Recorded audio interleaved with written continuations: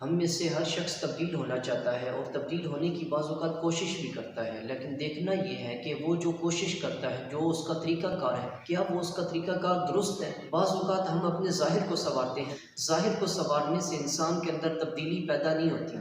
हज़ूर अलैहिस्सलाम की हदीस पाक है, इन्न फ़िल जसदि मुद्ग़ह इज़ा सलुहत सलुहल जसदु कुल्लु इज़ा फ़सदत फ़सदल जसदु कुल्लु अला वहियल क़ल्ब।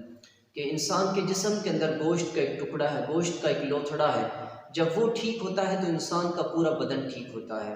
जब उसकी इस्लाह होती है तो फिर इंसान के पूरे बदन की इस्लाह हो जाती है।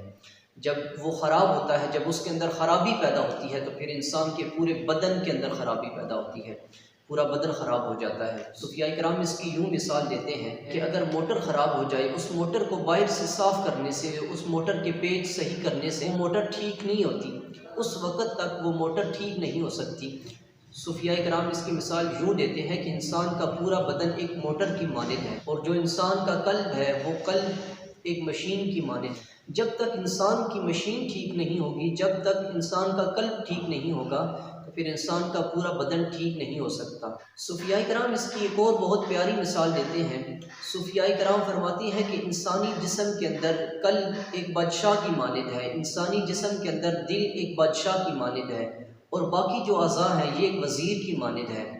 जब बादशाह कमज़ोर हो जाता है तो बाकी जो वज़रा हैं ये ताकतवर हो जाते हैं और फिर होता क्या है, सल्तनत तबाह हो जाती है। अगर दिल ताकतवर होता है तो बाकी जो अज़ा हैं ये कमज़ोर हो जाते हैं, ये फिर उसका हुक्म मानते हैं।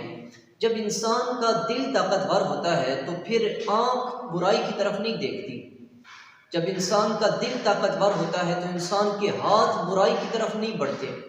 जब इंसान का दिल ताकतवर होता है तो फिर कान बुराई नहीं सुनते। जब इंसान का दिल ताकतवर होता है तो फिर आंखें बुराई को नहीं देखती।